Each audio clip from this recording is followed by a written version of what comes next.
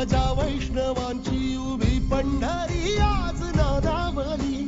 तुझे नाव ओठी तुझे रूप ध्यानी जीवाला तुझी याच गा लागली. जरी बाप साऱ्या जगाचा परी तू आम्हाले करांची